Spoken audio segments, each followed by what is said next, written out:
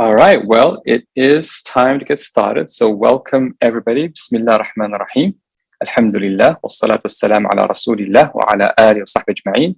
Rabbi shrah li sadri wa yassir li amri wa hlul 'uqdatan min lisani yafqahu qawli. Assalamu alaikum wa rahmatullahi ta'ala wa barakatuh. And thank you all for joining us for this information session on the super exciting, can't wait to go there, retreat in Uzbekistan, inshallah ta'ala. Just a quick check-in to see who's here. If you can just give us a quick shout on the chat, where you're dialing in from, and have you applied or not? Because we were getting a lot of applications so far. We had over almost close to 75 applications, total of 150 plus participants who are interested in this retreat and who've actually completed the application form. And if you haven't already, please do apply so that your application is considered, and we'll let you know about the booking process. So if you have applied, say yes, and please let us know where you're calling in from. And we're excited to get started. And we see that Fazal has just joined us. I'm going to give him the power to be to see his beautiful face as well and be able to unmute himself. Fazal, assalamu alaikum. Walaikum salam. MashaAllah, good to have you, my friend. Alrighty. So we are here and we're ready to get started. We have a few people here already started to come in, and we got people from Qatar, from Canada, from Malaysia, from Turkey, from Chicago. And it's really exciting because what's what I love about retreats is actually meeting people in person after 2 years of COVID. I'm sure all of us are itching to meet in person because it's kind of getting a little bit annoying we're all zoomed out. Let's put it that way. We're all zoomed out right now. So, Bismillah ar-Rahman ar-Rahim. Alhamdulillah. Wassalatu wassalamu ala Rasulillah. Welcome again for everybody who have just joined us. We are here with my co-hosts, Hassam Munir and Fazal, and Sunab U'izz will also join us, inshaAllah ta'ala.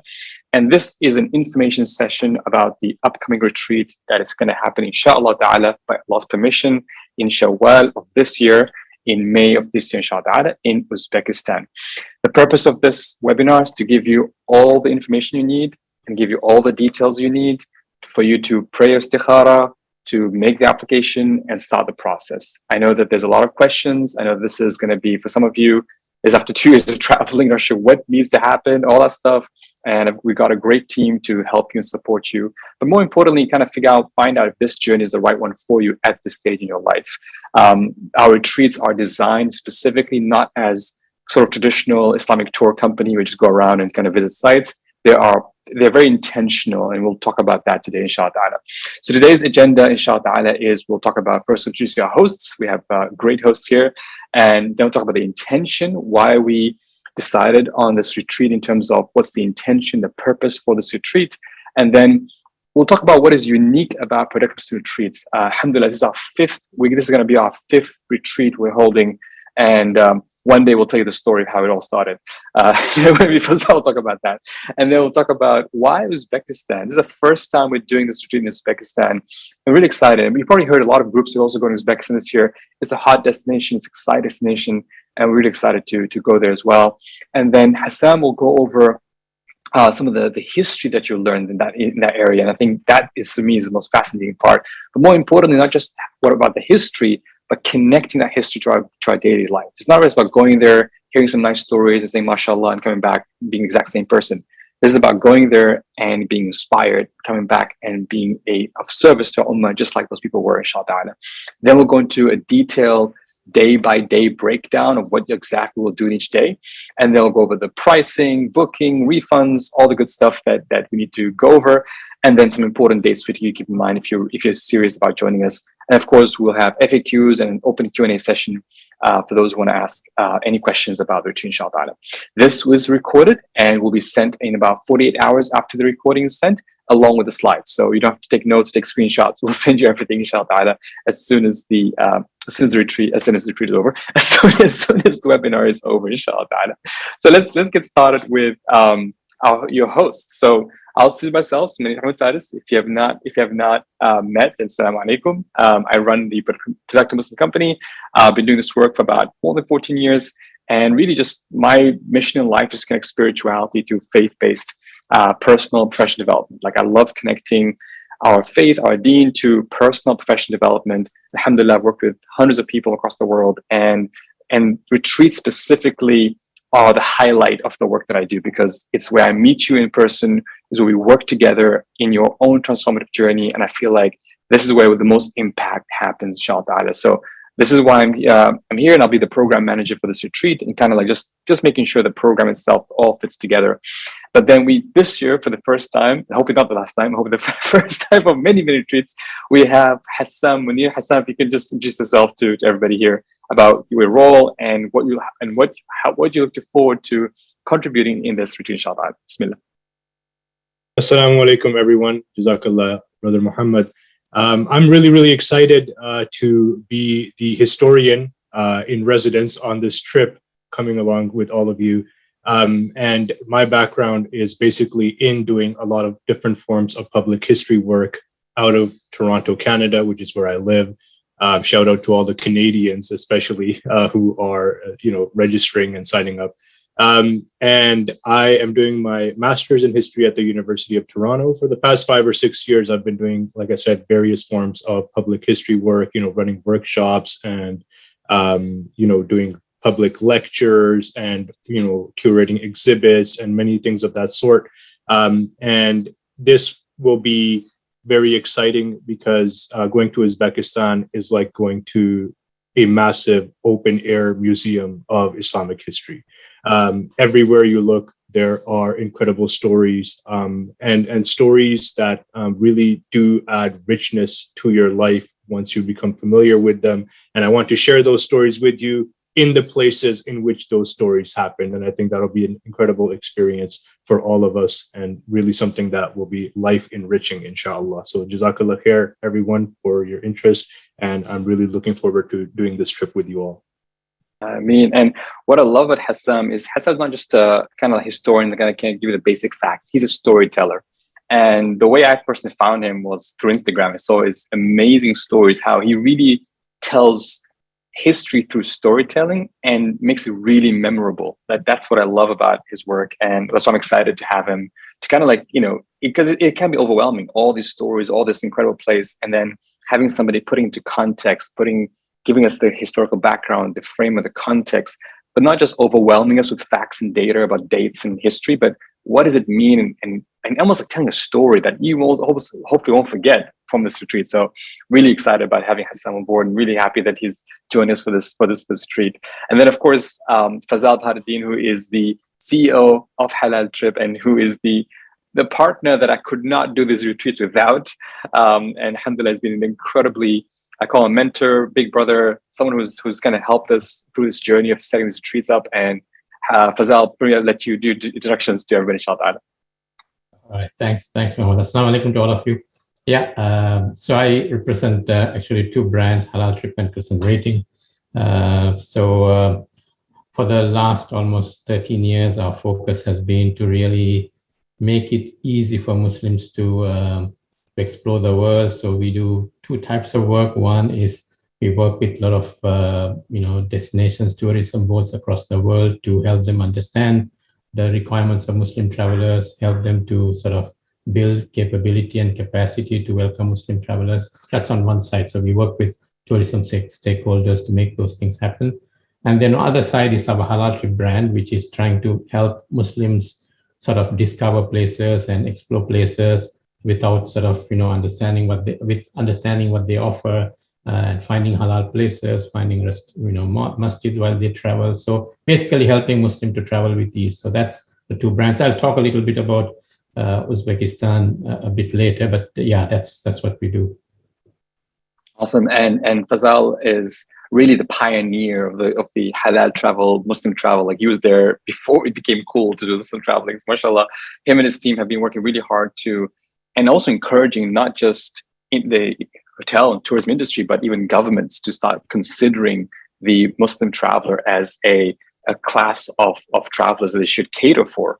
And they've done a lot of research, they're doing a lot of work, they do a lot of research-based work that's very fascinating, that has been very helpful and instrumental in making us as Muslims travelers, more comfortable. And that's why I love working with Fazal and his team.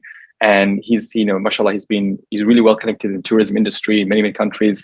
And his team, inshallah, is also very, very helpful.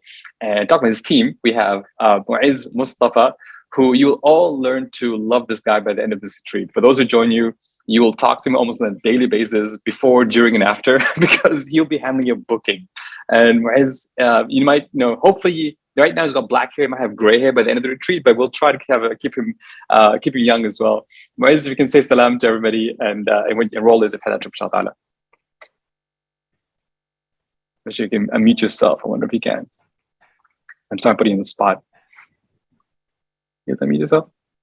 Oh, not able to. Okay, hold on. Let me see if I could. All right, no worries. I think you know. I think he's not able to this point. But again, you'll get to talk to Mu'izz extensively as part of preparing for this retreat, inshaAllah, and he'll be with you in the chat answering any questions, inshaAllah. So these are your hosts, of course, and of course we have local partners in Uzbekistan who also facilitate this retreat. And like I said, there's a whole team that's going behind. It's not just like, one person, two people putting together a retreat. There is a proper team, a proper travel agency. HalalTrip is a registered travel agency. You're dealing with an official travel agency, and you're working together to ensure this retreat is as safe and as, inshaAllah, as helpful and inspiring as possible, inshaAllah. So let's get on to the intention for this retreat. What's the intention behind this retreat? So for those who've been following our work, how many of you have attended our previous retreats? I'd love to see if you can raise your hands and say, how many can attend our previous retreats, whether it's in Bintan or in Sri Lanka. Anyone from our previous retreats who's here? Because over the past, when we started the Productive Muslim retreats, the intention behind them was to kind of have a safe space where we all meet and kind of implement all the stuff we're learning about faith-based personal development. And it's more like, develop yourself, reflect on yourself, do some coaching and training, work on yourself kind of thing. And that's kind of what was the theme for the past few retreats, and whether it's in Bintan or even Sri Lanka. But today, for this upcoming retreat, we're taking a slightly different stance. We're saying, this retreat is going to be more like a field trip. I don't know if you remember, if you go to school, you just go to field trips and kind of learn from museums, or go to historic sites, or go to some kind of adventure field trip or nature field trip. This is a field trip. And just like any field trip, there is a learning objective behind this field trip. And for this particular field trip, going to Uzbekistan, a country that's rich in Islamic history, the purpose, the intention is to plant the seed for you to start thinking about, how can I serve my ummah? You see, when you go there, you'll see incredible architecture, incredible stories of people who serve the ummah. Whether it's, of course, Imam Bukhari, Imam Tirmidhi, Ibn Cena, Biruni, Mathuridi, Naqshbandi, women, men. And it's an incredible amount of people who dedicated their lives to serve the ummah. And normally we look at these people and, mashallah, amazing people, and we kind of stop there. The question I'll be asking throughout this retreat, kind of helping figure out as well, is what's your role? How can you start thinking about yourself serving the ummah, and really doing your part in the ummah, no matter how big or small it is? And that's the intention. The intention is to plant that seed, is to inspire you to serve the ummah, to learn from the past, learn from history, get some real practical lessons. We'll hear the stories, amazing story Hassam will tell us. We'll reflect upon that, and then we'll move forward with, what does that mean for me as in my personal life, wherever I am in the world, and wherever I need to go. So that's the intention about this retreat.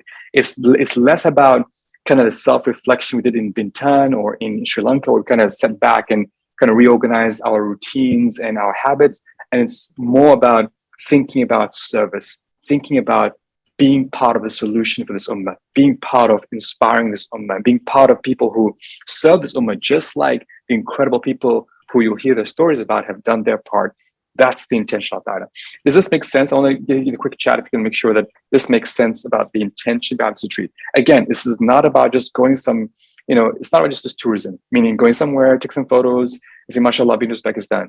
This is about coming back and saying, I want to make sure I get them. I want to go there with the intention to really learn from the past and be inspired and come back and serve and do my part, just like every single one of them did their part, right? That's the whole thing. Every single one of these people did their part. What's our role? And I feel like right now, the way the ummah is, we need a lot of people to kind of put that part. There's a book that I love to read. It's called Salah al-Ummah fi Ulu al-Himma.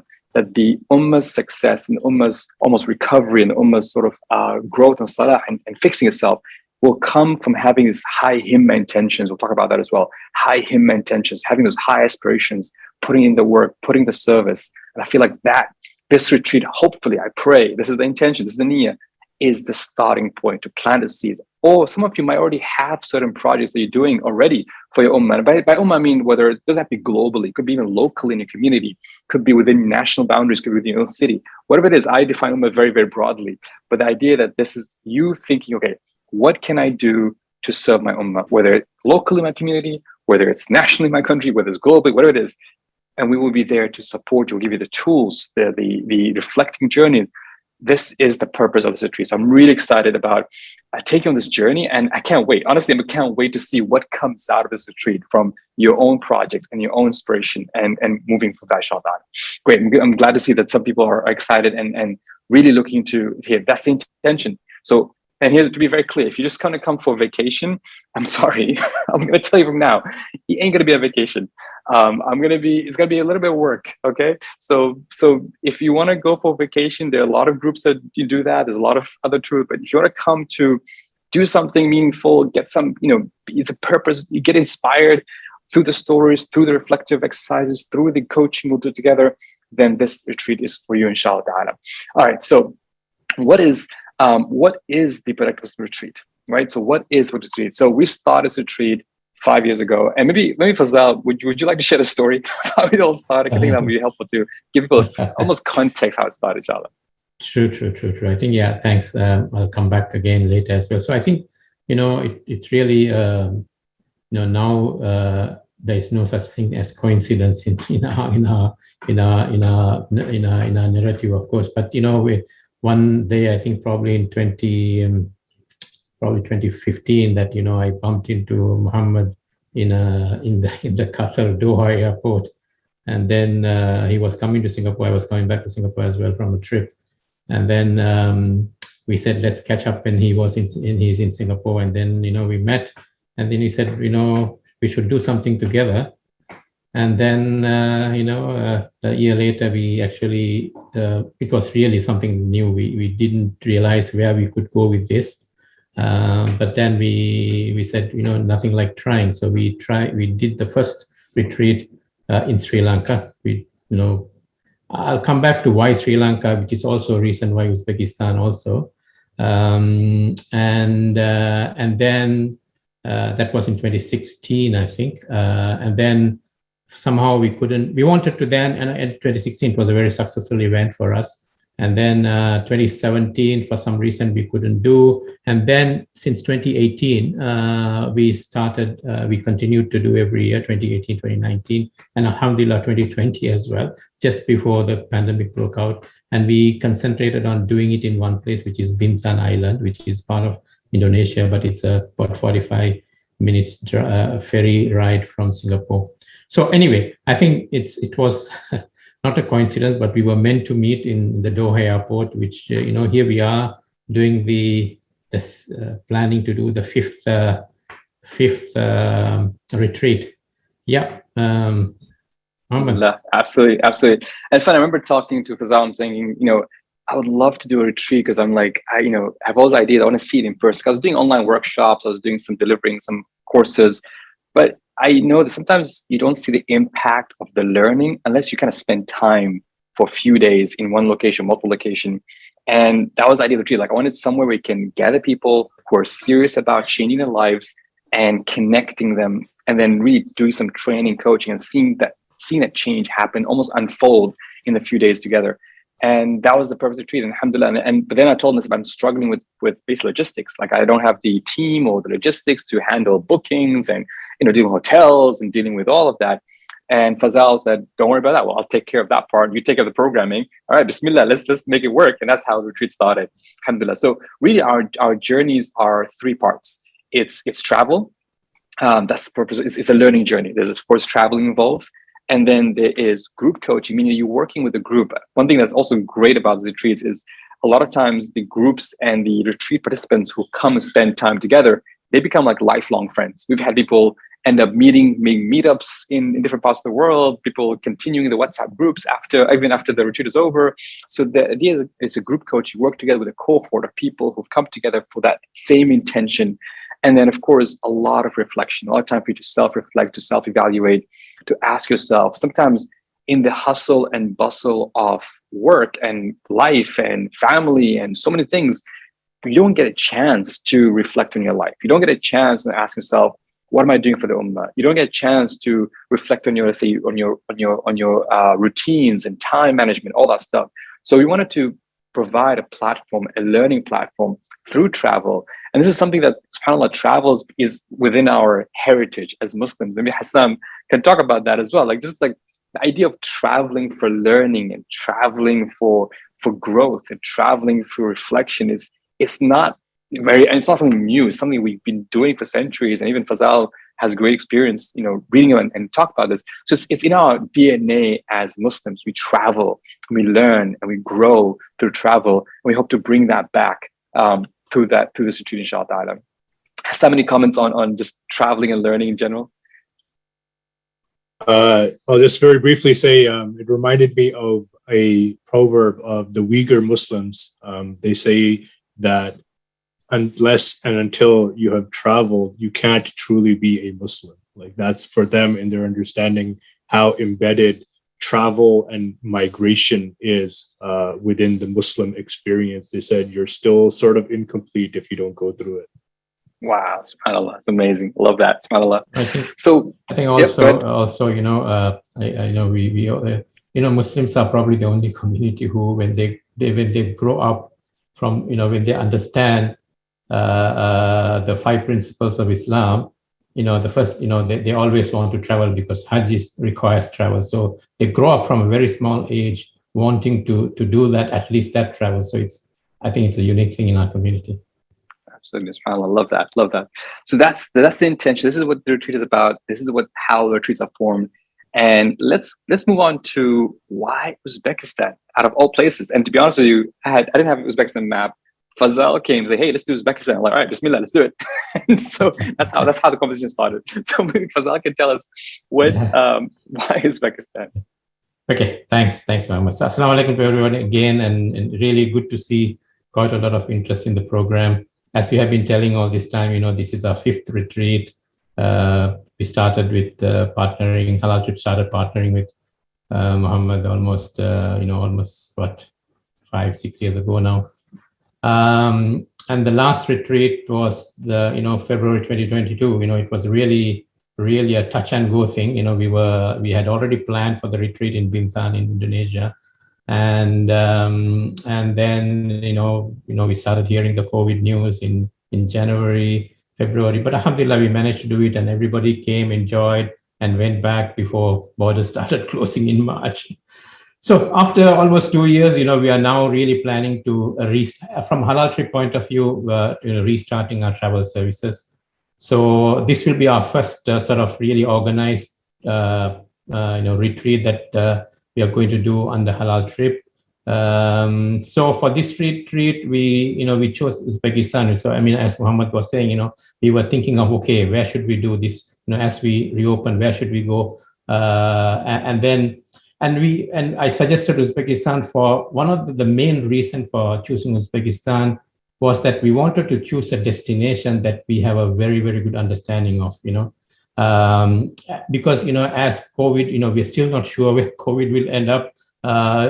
So we wanted to go to a destination, or plan to go to a destinations where we can manage any uncertainties or any unexpected situations. I'll tell you why we are comfortable with Uzbekistan.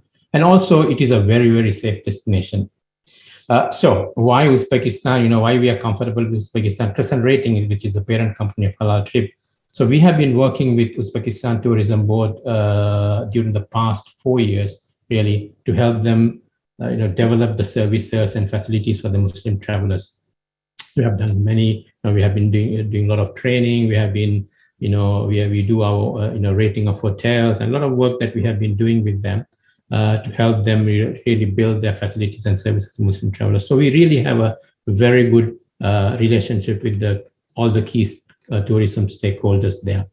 So I think that was the main reason, which is also the main reason, why we chose Sri Lanka for our first retreat, because we had a good hold of the situation, the ground situation in Sri Lanka. That was the first time that we were doing, and we wanted to make sure that, we have a good hold of the situation. So that's the first reason. The second reason is a bit linked to the above, because of the work that, Crescent Rating has been doing in Uzbekistan. I myself, alhamdulillah, have been able to visit Bukhara, Samarkand, Tashkent a few times, not just once, a few times.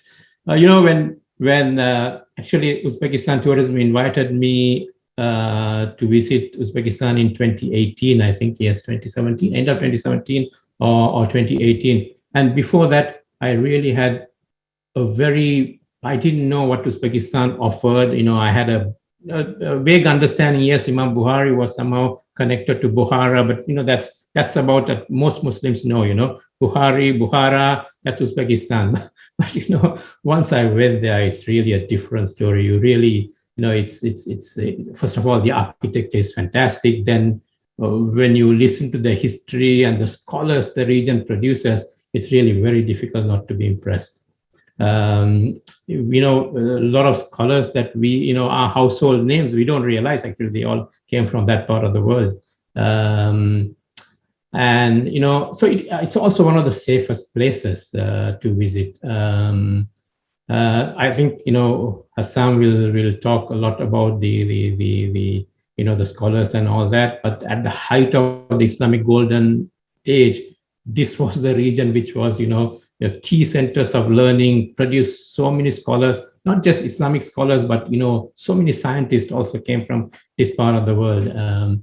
As I said, we Muslims don't really know a lot about this region. I myself didn't know anything about Uzbekistan until I landed and they took me around and showed me all the places, So we're really looking forward to having you for the trip, inshallah. We pray that Allah subhanahu wa ta'ala eases the COVID situation and all of you can have a great retreat. And as I said, we are pretty comfortable with Uzbekistan. We are comfortable with many destinations, but as the first one we are doing after we go through this COVID situation, we really wanted to go to a place that we can manage any unexpected situations. We hope there won't be any unexpected situations. We hope that by that time, by May, that COVID would have been really out of our way. But even if we have something to manage, it will be easy to manage, inshallah. So I will stop here and inshallah be happy to answer any questions you have later. Awesome. Thank you so much. Absolutely. And again, this, as Hassam mentioned, for most of us, we have a very, very vague understanding what Uzbekistan offers about the region in general, except for, like I said, Imam Bukhari, and that's it. But again, the history is rich. And to tell us more about that, I want to pass the mic to Hassam, who's going to go over some of the topics he'll cover just in those few days with us, inshaAllah. So Hassam, over to you, inshaAllah. Jazakallah khair. So very briefly, because I don't want to give too many spoilers, and I do have a tendency to do that out of excitement. I just can't wait to share some of these stories with you guys, but I don't want to spoil it for you. So we have, of course, so many different stories to cover, and some of them we've kind of crystallized into like, these are certain sessions that we would definitely want to have because of the enrichment that they give to us and the lessons that they can teach us. But there are many other stories that we'll cover as well. So one thing to keep in mind is it's not necessarily limited to this. I love telling stories, right? And I love learning stories and sharing. So as we go along, of course, we'll learn a lot from the locals as well. That's a beautiful part of the experience. And one of the best ways to learn history is to physically be in the place, because the locals always know best.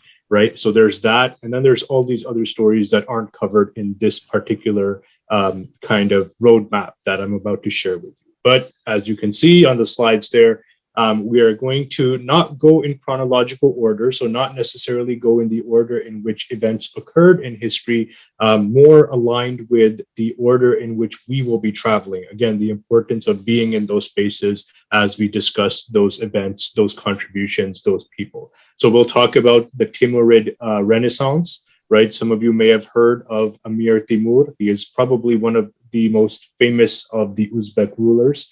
And this is a very important, event or series of events in the history of that region, with reverberations far beyond that region, because it came after several hundred years of decline and a lot of warfare happening in the region. And we'll talk about all of those things as well. But I think the lesson that we'll be able to draw from there is, how do we take a very difficult situation and turn it into a renaissance of Muslim culture in a particular region? So a lot to learn there. We will learn about the Silk Road, which I like to think about as the original marketplace of ideas, right? Nowadays, we refer to the internet as the marketplace of ideas. You know, ideas are coming from all directions, going in all directions, information is being exchanged, but there was a lot of contact, a lot of interchange of ideas, a lot of movement of people, of goods, of services, of knowledge throughout this region for most of its history, right? And the cities that we think of, Bukhara and Samarkand, really, they exist because of this centrality that the region today that is known as Uzbekistan had between major civilizations. Not to say that they weren't a civilizational kind of culture on their own, but especially being within the crossroads of civilizations like the Chinese, of civilizations like the Persians, and then later on the Muslims. It really did, enrich this place and keep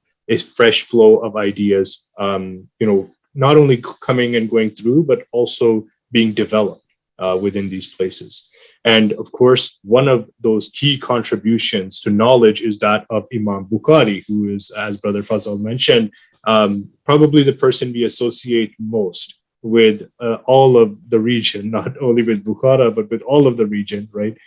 Because of the name and the similarity that offers. But what is the story of Imam Bukhari is what we don't often, know very well. It's not something that we know, and especially in terms of his immense contribution, what are the challenges he faced on the road, on his journey throughout this life, and how did he overcome those challenges? How did the people around him facilitate the overcoming of those challenges for him, thinking as a community and not just about individual contribution and success, but also enabling contribution and success for each other in as many ways as we possibly can.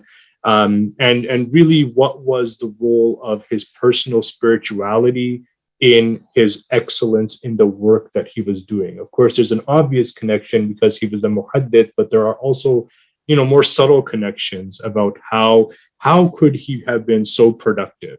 This is the productive Muslim retreat, and there's hardly a person in Islamic history who we can look at and say, was more productive than Imam Bukhari was. And we obviously are aware of the impact that he continues to have on our Ummah to this day.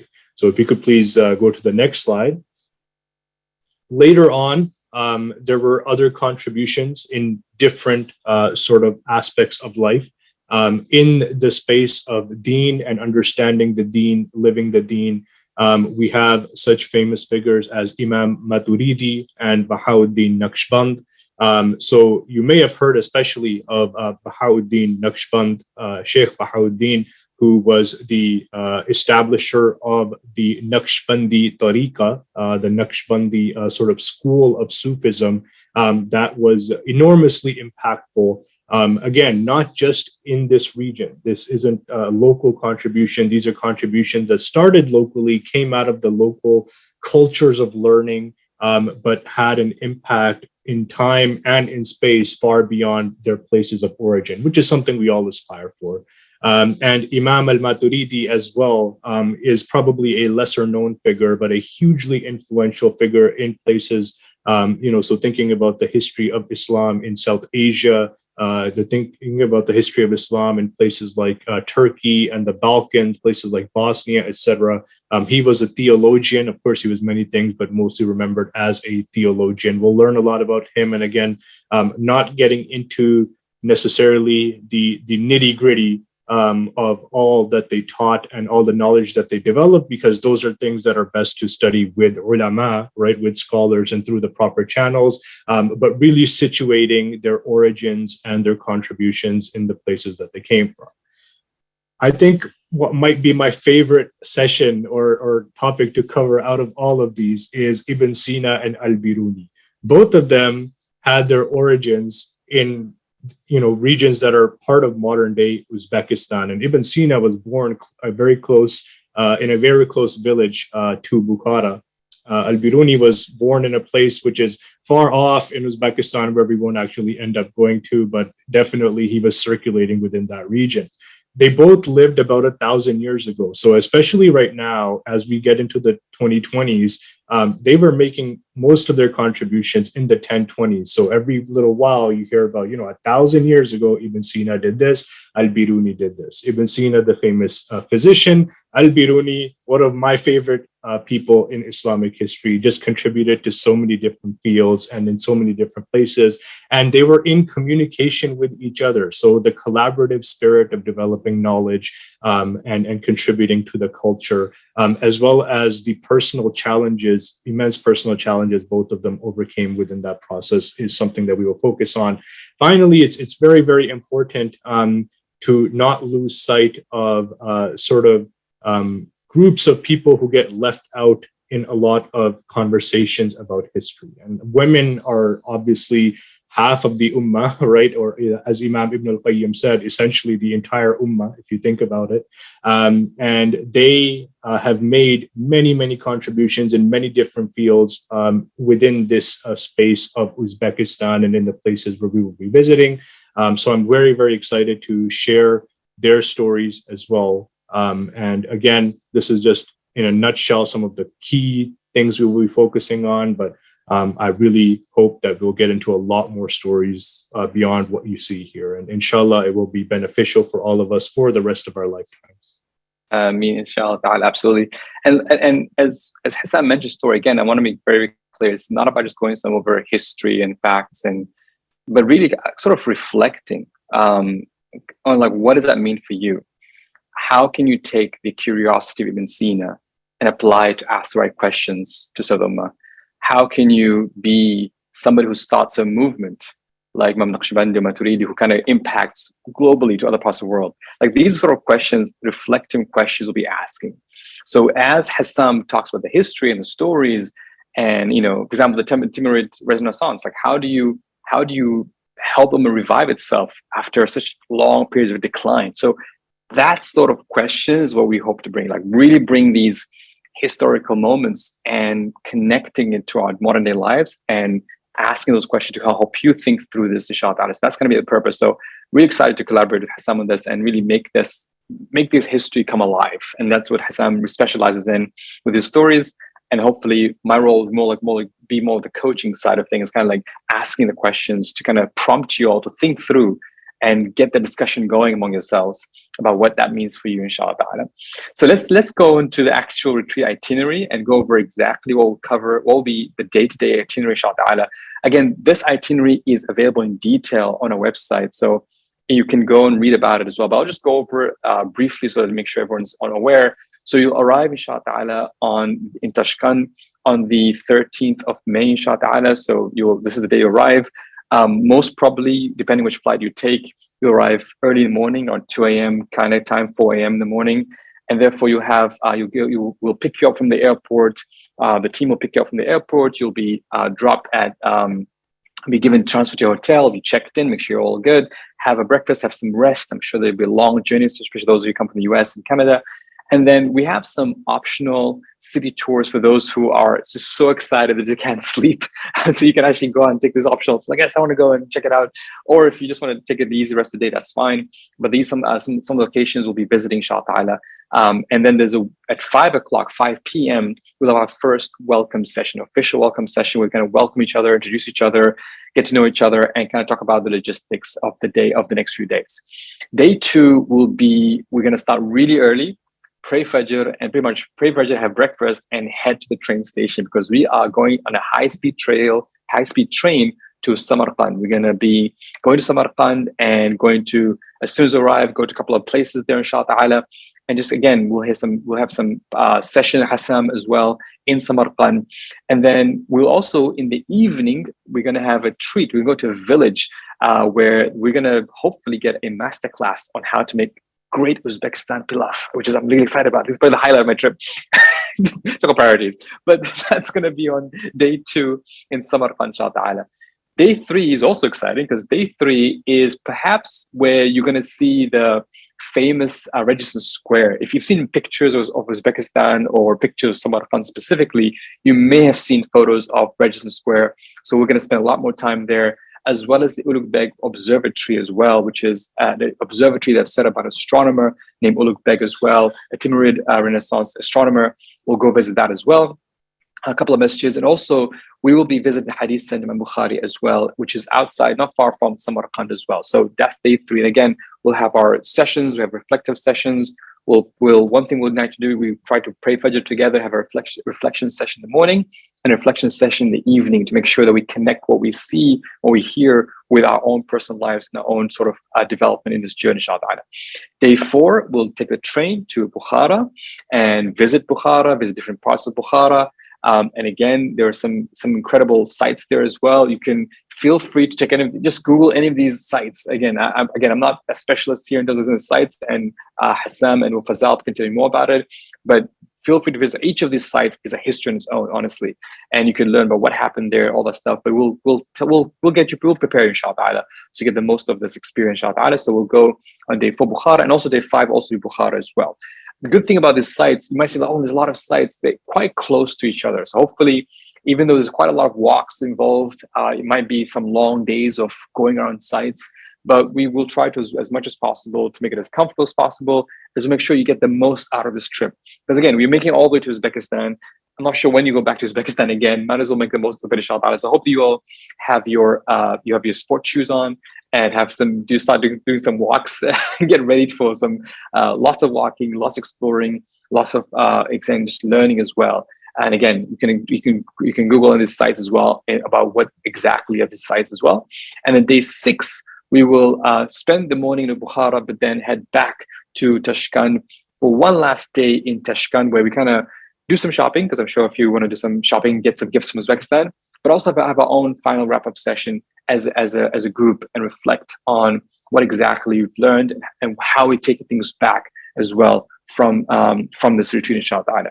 Final day 8 will be departure, and again we will be organizing things like PCR test if we still by then still need to have those. We'll organize that for you, and all sorts of other activities, inshaAllah. We'll whatever we need, inshaAllah. So the detailed itinerary is available, and basically that's going to be covered. Question why Kiva is not covered? A good question. I think it's just about the itinerary, because otherwise, if we add another city, which has been too much to have it too long. We try to keep our retreats within 7 to 8 days, and adding another city would be just very, very difficult for the retreat group and for the purpose of this journey. Again, remember I said this is not a tourism journey. This is a journey specifically for a specific intention, and the intention is to be inspired by our heritage and to hopefully take lessons learned. It will not cover all of Uzbekistan. You probably need more than 8 days to cover Uzbekistan fully. So that's why, hopefully it might whet your appetite, but hopefully, we're going to be making some activities, inshaAllah. Will there be a hands or two like making our pilaf? Yes, I think there's a pilaf masterclass. I'm not sure if you're going to make your own pilaf or not. I will not. Don't trust my cooking skills. I'll trust the villagers to do it better than me. But hopefully, I know we'll have some masterclass, some training, inshaAllah. Would you be planning? Okay, the dates, we'll talk about the dates in inshaAllah. So that's the tour. Any questions on the itinerary before we move on? Any questions on the itinerary, the 8-day itinerary? It's really 7 full days you're getting, and the 8th day is pretty much departure. But any questions on the itinerary at this point in time? For myself or for Fazal or anyone team, inshaAllah. I'm seeing some questions flying in. Okay, I'll answer this one live. We got the weather. The weather is in May is great. I think my understanding from Fazal, right? He said weather is just the right weather. It's not too cold, not too hot. So alhamdulillah, that's from that perspective. And it's great. It falls right after Eid. So it's a great time to go, inshaAllah. What is the group size? So traditionally speaking, our groups have been around 20 plus. We're expecting this one, given the excitement we've seen so far, it might be 30, 35, maybe 40 max, but we try to keep it won't be too large as well. I want to make sure that we don't dilute the benefit of the group by making it too large, inshaAllah. So there will be, so good question, Noshina. There will not be, so there'll be group coaching sessions. So the coaching sessions, like I said, we call reflection sessions in the morning and the evening, but not be training. That's why I'm saying the format is different. Previous retreats, we had like specific like training days and then specific one-on-one coaching days. That was previous retreat. This retreat will be more literally like a field trip. And just like any field trip, kind of the learning happens on the journey itself.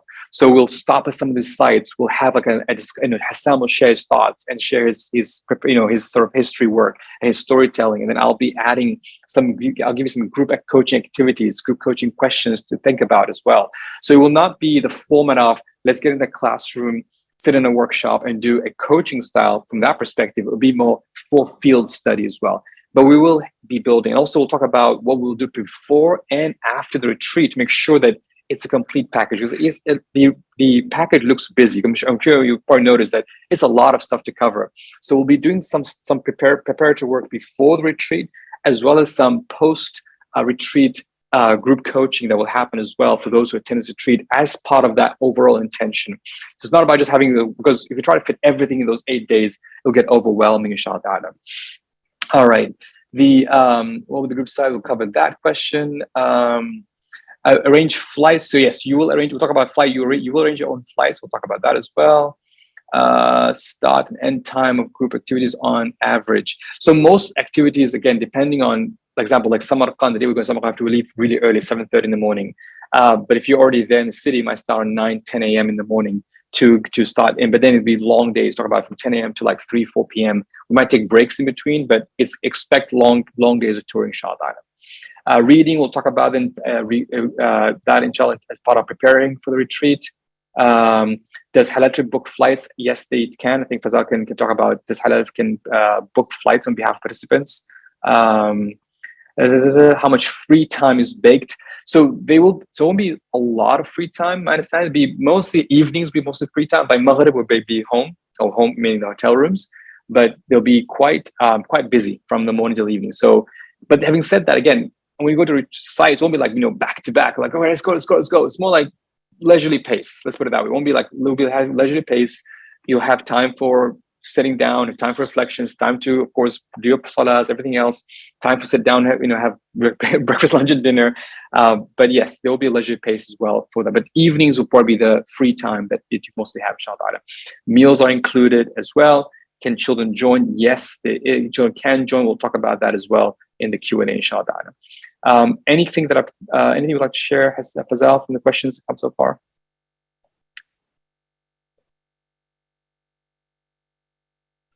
All right, I'm just looking at this here. Okay. Yeah. No, I think you have answered all. I mean, we don't do any, HalalTrip doesn't do flight bookings because flights are easy to book nowadays. You go to a flight website and you get the best prices. So, I mean, if you need any help, of course, please let us know and we could sort of do some research and let you know where to book. That's probably the easiest and the cheapest way to book your flights. Yeah. So Aisha, but how will you trim the group size from the great experience? So we'll see. I mean, we'll take this day, but right now we're saying we have a lot of interest. Right now it's first come, first serve. We'll talk about that. Like when we'll have a cutoff, once we reach our capacity, we'll have a cutoff. We'll let you know about that as well. We'll answer that question towards the end, inshallah. So that's the itinerary. In terms of pricing, there's two pricing. There is single occupancy, meaning you have your own room for one person. And that is, there's an early bird special at $2,495 per person. And this includes, basically includes everything from the moment we pick you up from the airport until we drop you back. So all the hotels, all the meals, all the transports, access to sites, so on and so forth. I'll cover that next slide of what is involved. The double occupancy, if you want to share a room with a family, share with a friend, share a room with a person with, of course, same gender, we'll assign it to your room. And that's $1,995 as an early bird special. The early bird prices will last until 30th of Rajab, which is the 4th of March. You will need to complete all payments before that date. So if you want to get the early bird pricing, you need to complete your booking and pricing by that date. Flights are not included. Yes, this is USD. Flights are not included. This is only from the moment you arrive in Tashkent Airport until we drop you back at Tashkent Airport, basically. But hotels included, meals included, sites included. Of course, the instructors' times are included. All that is included in one package. And you simply pay for your flights and then you show up. and then we'll let you know what's actually, let's cover this one. What's included, including the learning journey itself with instructors, the accommodation at all the hotels, the transportation, and of course, transfer back to hotel, to airport, the guides, the entrance fees to the sites, the business class tickets on the trains to Samarkand, Bukhara, and Tashkent, and of course, all meals are included. What's not included is your flights. Your flight is not included. Anything in terms of travel insurance, medical insurance, PCR tests you need to do if you need them by then. I don't know, God knows if we'll have it or not. Any charges for photos and videos in museum. I don't know if Fazal can share the airport code, inshaAllah. Any personal expenses, laundry, tips, you ordered some extra drinks for dinner, whatever stuff, personal stuff, that's of course you have to cover for yourself. But everything else is covered, inshaAllah. Does that answer what's included, what's not included? Is it clear? Any questions on the retreat package? So we offering you the full package. This is the price for whether you choose for early bird or whether you choose for single occupancy or double occupancy. And if you want to get the early bird price, you'll need to complete all payments, paying all the full payment before the 4th of March, before the 4th of March, inshaAllah. And yes, the TAS is the Tashkent airport, inshaAllah. All right. Awesome. There we go. So Fazal, if you can share with everybody, I think you are only sharing with the host and panelists. Make sure the chat says everybody. So yes, oh, gotta go. Okay, hold on. Awesome. All right. Okay, yeah. I'll keep going while you go there. And then the booking process. If you want to book yourself on the street, like I said, alhamdulillah, we've received an overwhelming interest in this retreat. In fact, last count I've seen was about 77 applications, completed applications. So now it's saying if you are serious about joining us and you want to secure your spot, you need to pay a $500 refundable deposit. So if you're interested, but not sure, but interested, like I'm in, I really want to be part of this, all you got to do is complete the application form on the retreat page. The retreat page is, if maybe Fazal or Khadija, I know you're on the line, you can share the retreat page. You complete the retreat application form, and then there's a email you'll get from me saying, please complete please pay your deposit. Once you complete your deposit, your spot is secure. That means, basically we're holding your spot. Now, if you are definitely going to go, inshaAllah, by Allah's permission, then you need to complete the payment, especially for early bird. You complete the payment by 4th of March. And say that you complete all your payments and you know that you're coming. And once you complete your payments, then we recommend to book your flights. And we recommend you book your flights even 1 month before the retreat. Just make sure, right? God knows with COVID what happens, but book 1 month before so that you're not or at least book something that's refundable, just in case. You never know. These days of COVID, you never know. And we know that we are with COVID, there's always that risk, and we all seen that. But inshaAllah, from that perspective, we hope that by May, things hopefully should clear up. So that's the way to confirm. Again, Khadija, if you can make sure you send to everybody, put it here. Complete the application form, pay the deposit, $500 deposit. That's how you're going to secure payment. We will basically we'll stop receiving applications once we hit capacity. Once they know what, alhamdulillah, we're full now, we'll let people know and say, sorry, we're full, and we might refund some of you if we get too many people signing up, basically. But from the interest we see so far, we've received overwhelming response. So if I were you, if you are 50%, 60%, 70% sure that inshallah, if everything works out, I'm interested, then I think at this point in time, fill the application form and pay your deposit, and that way you secure a spot. And then if once pay by early bird by 4th of March, you'll be ready to come, inshaAllah. What happens after you book your retreat? So a couple of things happen. Once you complete your payments, there's a welcome session 1 month for the retreat. So we'll have a online webinar. We'll do a welcome session. You'll be invited to a training session on how best to prepare for the retreat. We will be basically giving you, Hassam, myself, preparing welcome sessions, some things to think about, some books to read, some just getting you warmed up for the session, for the actual Uzbekistan retreat. So we'll have a welcome session together. And then we'll have a specific info session on the logistics side of things. So basically, like who's going to be there at the airport, and what time should I arrive, and is there early check-in, and which hotel room, I'm sharing a room with somebody, who's that person, all that logistical stuff we'll cover 10 days before the retreat, inshaAllah. And then about 7 days before the retreat, we'll create a WhatsApp group where we will add all the participants there, inshaAllah. and share any time-sensitive information. Like, for example, hey, make sure you look up for this guy at the airport, and make sure you, we have the welcome dinner is at 5 o'clock, or for some reason move to 6 o'clock because of some logistics things. So we'll have a WhatsApp group for that, inshaAllah. We also, and this is before the retreat. After the retreat, we'll also be sharing some follow-up activity we'll be doing with all participants as part of the retreat package as well, inshaAllah. So this is what happens after you complete your booking, inshaAllah. Refund policies. What's the refund policy? So we discussed with our Uzbek sort of local partners, and before 30th of April, we are offering full refunds. So let's say by 4th of March, you make your payment, you get in, and for some reason, before 13th April, realize, oh no, I can't make it for any reason, then you can ask for your refund or refund your money there, no problem, inshaAllah. If you ask for refund between the 13th of April and 28th of April, you will only you'll get 50% of the total price back. And if you, after the 8th of April, if you come like literally a week before, a couple, so close to the retreat and saying, I can't make it, unfortunately, there's no refund offered at that point. And again, these are things because we have to prepare and have to book your slots and book these hotels in advance for you. So we are strict on this refund policy. So please make sure that hopefully you can all make it. But of course, we do understand that life happens, things you can't make it, but just be aware this is a refund policy. And this is, again, it's a more of a tour operator refund policy, nothing that they'll do with HalalTrip. We work with local partners on this front as well, inshaAllah.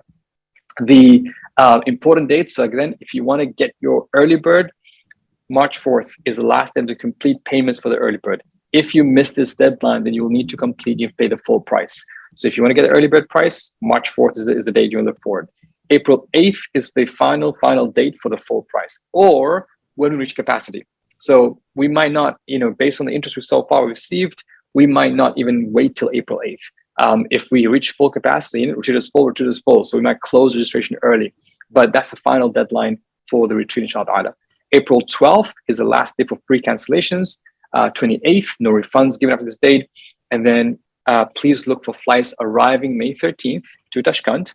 We know that most of the flights arrive early morning, like 2 a.m. or 1 a.m. That's why we've actually arranged a hotel to allow for early check-in around 3 o'clock in the morning. So make sure as long as you're on May 13th, after midnight, May 13th, you'll be fine. You'll check into your hotel that early. And departure from Tashkent is on the 20th after 12 p.m. So that way, if you keep that in mind as well, if you keep that, inshaAllah. All right, so I know there's questions flying in, but let's go over this. Maybe we'll answer some of those questions as we go along. And of course, Fazal, feel free to jump in for any of these questions, inshaAllah. Can I bring a friend, spouse, or children? Yes, you can. And again, it is the prices per person. We do have some children pricing, but you talk to HalalTrip, to Maurice, to talk about children pricing. And when you fill the application form, we'll let you know. And you'll talk to Maurice about exactly what that pricing is, inshaAllah. When should you book your flights? We recommend to book your flights 1 month before the retreat starts. But if you get a really good deal, want to book early, that's fine. But just make sure that you get either a refundable ticket or some kind of trip insurance in case you have to cancel for any reason. What time will the hotel be ready upon arrival? We said 3 o'clock in the morning. If I take a shared occupancy package, who will I share the room with? We'll basically allocate a person who is the same gender, of course, with you, inshaAllah, to share the room with. And alhamdulillah, we've done this many times in the past. And in fact, a lot of times these two people share the room, become best buddies. So please, we'll keep that in mind. If you take a shared occupancy, you don't have to have somebody else to share the room with. We'll arrange that for you, inshaAllah. Can I stay extra days? I know somebody mentioned, like, I want to go to Kiva and other places. Yes, you can. And again, HalalTrip can organize that for you. Can you leave early for any reason? Some of you are professionals who just don't have enough vacation days and need to leave early. Yes, you can. Although I don't recommend you leaving early because you'll just kind of like miss on the whole retreat. But talk to HalalTrip for details. Can I opt out from certain activities, especially if it involves like long walks or moving upstairs or something that's just beyond your physical capacity, or you're just tired, or for some reason you're not interested in that particular activity? Yes, you can. But that does not change the pricing for you. You still have to, it's the same package for everybody, inshaAllah. Can I pay in installments? Yes, you can, as long as you complete the installment payment before the whatever deadline. If you're doing the early bird pricing, as long as you complete the early bird pricing, you pay all your installments before March 4th. and if it's the full pricing before April 8th, inshallah. Should I take trip insurance? We recommend that, given the unfortunate circumstance we're in with COVID, especially the uncertainties around COVID, and especially in all the different, we've all probably been through difficulties with come trips, and it's one of those necessary evils that unfortunately with modern day traveling is involved. So we recommend it personally. What if I get COVID before or during the retreat? I will answer the next slide. Will somebody receive us at Tashkent airport? Yes. Don't worry. From the moment you arrive until you drop back, somebody will be with you. We won't drop you in the middle of Uzbekistan to fend for yourself. We will take care of you, inshallah. We have people who were like first time even traveling to a random, like really nervous. And alhamdulillah, they were so happy with the way HalalTrip kind of like made sure that they were comfortable, made sure they were received. So sometimes people who are senior, people who are just not used to these adventure trips can be sometimes, anxiety inducing just to be arrived in random place. You don't know the language and like that. Don't worry, we'll take care of you, inshallah, from door to door. We'll make that happen. What if I get COVID? So this is the question a lot of people ask because of COVID, because of the situation we're in. This is, again, one of the challenges of organizing a retreat during COVID is the uncertainty on COVID. And to be honest with you, after a lot of discussion, this will come down to if you get COVID within 7 days before arrival, basically you test positive. And you can't fly. Right now, it is most countries, including Uzbekistan, require PCR test upon even before arrival. Then the cancellation refund policy arrives, so you will not be refunded. So this is a risk you're taking, and there is no other way to cut it, to be honest. And I know it's unfortunate. I know some feel like, oh no, but what? It's not my fault. I understand, but unfortunately, this is the situation we're in with COVID. And this is one of the risks that we take. But I pray that this is something you don't have to go through. If you get COVID during the retreat, God forbid, you fall sick during the retreat, you test in the retreat, and for some reason it's positive there, and you're feeling sick, you'll have to quarantine yourself at the hotel until you get a negative PCR test, because at your own expense. And by this is now becoming a standard cost loss of travel package as well, because these are one of those things you just cannot manage. And that's why we recommend taking trip insurance, because you'll be covered for these cancellations. If, for example, you can't make it to the retreat because you got a test positive, for example, if you have trip insurance, you'll be able to get a refund on the retreat package because of trip insurance. If the same thing, if you get COVID during the retreat and you to pay for medical expenses or pay for quarantining, check your policies, trip insurance policies, they will cover that as well, inshallah. So that's why we're saying it's one of those necessary evils. I hate dealing with insurance, but this is necessary evils, unfortunately, of travel these days. And if you're really concerned about this situation, this is the way to kind of work around that, inshallah. So that's with COVID. Now is the time for what is the next steps, and we're open to Q&A, inshallah. Number one, like I said, alhamdulillah, we have received over 75 applications for the retreat, but our capacity is limited. So please, please, please, if you fill the application form, you should have received an email from me saying, please pay your deposit. That once you pay the deposit, your spot is secured. That tells us, regardless when you pay, your spot is secure. We will hold that spot for you until you tell us, you know what, I'm not interested anymore. And if you're interested in the early bird discount, make sure you complete the pay by March 4th. After March 4th, we'll go to the full price. So those are 3 steps to follow. So please fill out the form. We will be basically accommodating people on a first come, first serve basis. And once we hit our capacity, we will close this registration item. If you have any questions about the program in itself, then please email me personally. And if any booking related questions, then check out Mu'izz from HalalTrip is here. And also you can WhatsApp him directly. You can just scan this QR code right now and you can actually WhatsApp him and ask questions.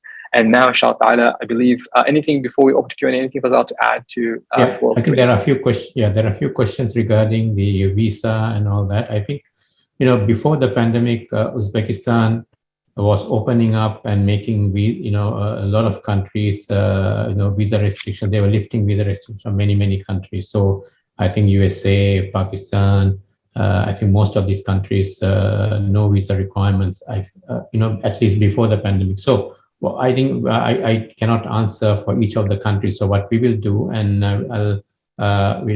Moise will check with the latest situation in Uzbekistan and probably give you some link where you can access, because these requirements are on their sites, on the government sites about visa requirements. So we'll we'll send you some links for you to check, and there's specific countries we can check for you and let you know. So we'll follow up on those on the visa issues, and if there are some places that so there are a few possibilities. One is that visa, there's no requirement of visa. You come on, you land and you can just get in. Some will require that you get a visa. So in this case, you'll require a letter from us, and then we'll prepare that letter and send it across to you to get a visa.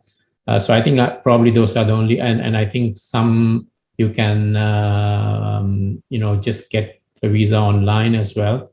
So there are probably 2 or 3 scenarios. So we'll work through that and let you know which countries require which type of visa process. Awesome. We had this in the past where I remember even with Indonesia, there's some countries that were still struggling to get come in, and mashallah, HalalTrip literally helped them. Like this actually, because HalalTrip is a registered travel agency, you can issue these letters that embassies accept as well, so that to process visas. So a lot of times that hopefully shouldn't be an issue for you. So even if you do require a visa, if you need some official letter from HalalTrip as a travel agency, and of course detailed retreat packages, all that stuff, HalalTrip can support you in that. Of course, there's no guarantee, but at least they can definitely have the process in place and have the authority to issue those letters and make a different inshaAllah. The detailed itinerary is on our website, so all the details is there inshaAllah. We'll go in more detail, including another question about which hotel we'll stay at, all that stuff. We will go that over as part of the information session once you sign up. But like I said, it's 4 to 5 star hotels across all 3 cities, and we'll go into much more detail. But the hour by hour itinerary as well will be covered as part of the logistics webinar. We'll go like hour by hour, like this time you wake up, this time we'll do this. This is what you're going to do at each hour, inshaAllah. We'll cover that as well. But for this point in time, if this sounds good to you, if you're like, yep, this is interesting, I'm interested, I'm in. And more importantly, for me personally, you're somebody who really wants to leverage this experience to kind of think through what you will do and how you will play your role in bettering this ummah, then I feel like this, is fill application form, pay the deposit, secure it, pray istikhara. This is very important. Pray istikhara, please, especially in the COVID world. Please pray istikhara. And then, of course, once you're ready, complete your payments, and we look forward to having a inshaAllah. So now we're going to open up for Q&A. We're here for another, I believe, another 10, about 15 minutes. Any questions about the program? Any questions about the itinerary, the package? Yes, feel free to ask your questions right now. I've hopefully answered all questions that came in the Q&A box, and in the chat. Anything missing, let me know. Bismillah, what else is there? Okay, I'm trying to get any questions coming in. So we answer this one here. All right. Any questions? All right. Just as a way to us to gauge, just from this group, if you've already applied, any question, raise your hand if you are like serious. Like, I'm serious, and I'm inshaAllah. If everything works out, count me in, and make it how inshaAllah. So I'm seeing some hands raised here. Awesome. Okay, good. All right. Yeah, we've got a lot of and this is like just from this webinar itself, we had about over 200 people registered. I'm sure a lot of who's watching the webinar. So we got some great people here inshaAllah. So I'm glad to see you all. Okay. Nashina, awesome. We're glad to have you inshaAllah. Do you need to be a masterclass to get a full benefit? No. This is not this masterclass. This retreat is not linked to one of our masterclasses. Unlike some previous retreats, we had some sometimes even requirements, but this retreat is not linked. The content is brand new. Again, it's literally a field trip to a brand new country. Yes, you might hear some concepts like high himma intentions and barakah culture, some of the stuff I normally cover, but really this is brand new, inshaAllah. Interesting ages. It's funny, we've had as young as 2 and as old as almost 80 at one point. I think Sri Lanka had like a very old senior person joining us. So we've had quite a range. However, we tell people that just make sure that as long as you're physically also able to withstand, and for those who have children, explain that yes, there'll be a lot of walking, right? So sometimes what happens, and this is completely up to you as well as your parents. I'm bringing my kids, inshaAllah. My wife, my kids are coming. And one thing that I know that if my kids can do the whole day retreat, the good thing is a lot of the sites are very close to each other. So we might even do like, hey, you know what, get in a taxi and go back to the hotel room if they really get too cranky. So I'm hoping that it won't happen, but just as a parent, you know your kids better, prepare them, get them long walks early on and get them excited. And honestly, I feel like even for children, especially for teenagers, for young adults, I think it'd be really powerful for them to see their heritage, to see the history and to connect with it and just to stop planting that high himma intention. You never know which one of them will be the next Ibn Sina, next Biruni. Sometimes just seeing a history and feel proud of the history is very powerful. So really recommend it. What's Uzbek food like? Should I tell them, Fazal? No, I shouldn't tell them. Uzbek food is of course, their main food is, of course, pilaf, or they call it osh. And it's really an experience to watch how they make osh, actually. I mean, they make in huge pots. There are centers specifically for osh. But food is very nice. I mean, of course, it depends how you enjoy food, but it's really enjoyable. Only thing is, if you, they do eat horse meat, and if you don't want to try horse meat, then you have to be a bit more, tell them. But yes, that's the only sort of unique thing in Uzbekistan. The horse meat. Yeah, hopefully we're not going to feed you horse meat. Well, let's say we're not going to feed you horse meat. Let's say we're not going to make it the only meal, only dinner. Like, oh my God, if you can't eat horse meat, that's it. You can't eat that dinner. Some you're like, what? A great tip from Hassam. Basically, bring your own spices. All right, that's a great tip. It's like my mom, man. She travels her own spices. In fact, I think my parents might join us as well because they're so excited for this. Great question from Azad. So stay in your site, get ready to serve the Ummah. How will the retreat help in journey toward that objective? So like I said, Azad, we will have a preparation session before the retreat to kind of like orient you on things to think about, and some of the objectives think about, and some of the concepts think about. Then we do have some reflective sessions during the retreat itself. And then there'll be a follow-up session. We'll have group coaching, monthly group coaching towards helping towards that journey as well. So it'll be before, during, and after approach, inshaAllah. I'm hoping, again, I will not be able to tell you what you're going to do. This is not about being prescriptive. This is what you need to do, Sabah Ummah. It's more about you yourself coming with that intention. Okay, I'm coming to this retreat to really think through. We'll give you the tools, we'll give you the concepts, we'll give you the coaching frameworks to think through these things. And then inshaAllah, once you graduate this retreat and you do the group coach exercise with us for a few months later, you will hopefully be much better stage to come up with your own project or continue the project that you're going to work on, inshaAllah.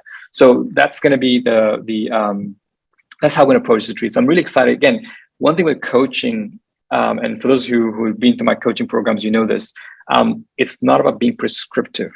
It's about asking questions, about listening. It's about being responsive to where you are. It's about coaching is a co-creation process. Like, I'm excited because I don't know what will come out of it. It's not like, okay, these are the learning objectives, just do some training. It's more asking the questions, doing the pushing, kind of challenging you as well, and helping you think through things and make sure that you can come up with something that's very powerful towards the end, inshaAllah. And I'm committed to this approach. Again, I'm as much as possible. I know there's a lot of sites, and sometimes we get excited about visiting the sites, but I'll always be bringing back the question, what does that mean for you? How will you take this forward? So hope that answers the question, Azza, and hope to see you there, inshaAllah. All right, let's see what else. Yes, so Marine, yes, we all fly separately, or sometimes we might, if you all fly in the same port, you can fly together if you can. We'll create the WhatsApp groups beforehand. Some people are like, hey, what day are you flying? And, we might be arriving at the same time. I believe it's only like 2-3 flights that are arriving internationally. So most people might come via Turkey or via Dubai. So we'll pick you up from the hotel, pick you up from the airport, regardless of time of arrival. And you will meet at the official meetup will be at day 1. Or if you go those optional tours in the day, you also meet participants there, inshaAllah. Osh, there you go, Osh. I'm looking forward to trying some Osh, inshaAllah. Any other question? Any retreat after this one? Not at the moment. So that's going to be my official answer. No retreat at the moment. This is our next retreat, and we're focusing on this one at the moment. No more, inshaAllah. So Maureen, right now, like I said, it's first come, first serve. So those who complete the application form, that's step 1. But if you want to secure a spot, pay the $500 deposit. If we hit our capacity with the people who pay deposit, we'll close registration. So inshallah, so that's going to be how we're going to make it. So we're not going to be choosing between people. It's first come, first serve. And that's why I was saying a lot of people have already filled the application form, but we're just waiting now people to actually pay the deposit and to secure their spot. Once we get enough people pay the deposit, we'll know that our capacity has been reached, and then we're going to close registration. And that's how we're going to be moving forward with inshallah. Yes, the record will be shared and it was sent to everybody. Also, we'll publish it online as well. For those that we'll put it on YouTube, so people can watch it as well. If you have friends, family members who would like to join, you can share this recording with them so that you can let them know about the retreat and how they can join inshallah. Any other question? Hassam, I got some questions to ask about what books to read or even like sites to visit. Maybe anything you want to get people to share at this point in time. If you have some time, you want to read and prepare for the retreat. Yeah, I did see that question. So sadly, one of the challenges is that, Uzbek history has not been written about very cohesively. It's more like, you take different strands from different places and bring it together that way. So there isn't like a immediate like recommendation that I would kind of suggest for somebody who's just coming into the subject.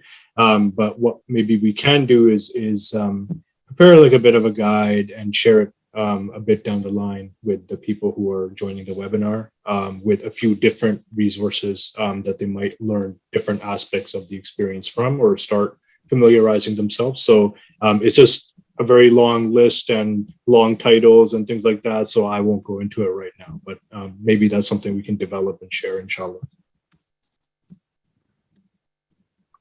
I'm not sure I understand the question between the Ramadan masterclass and the retreat.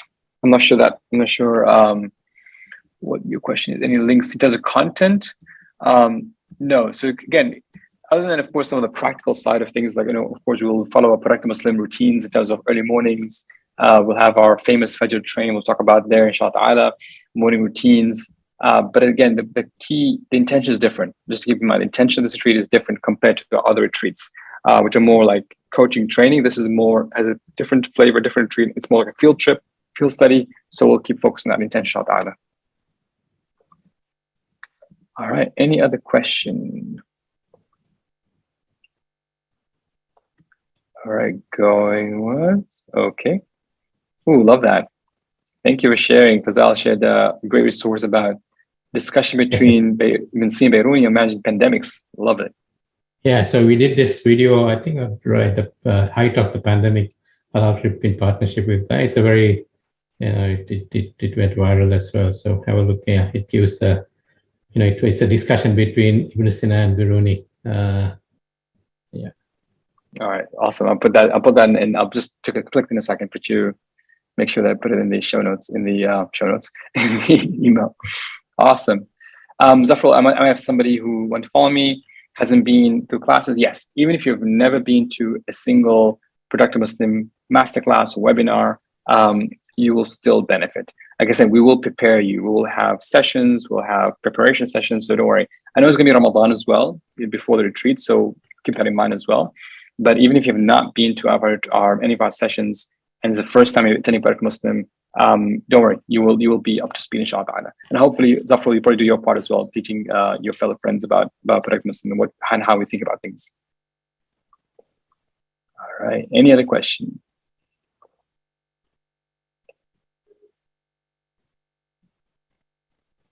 Going once.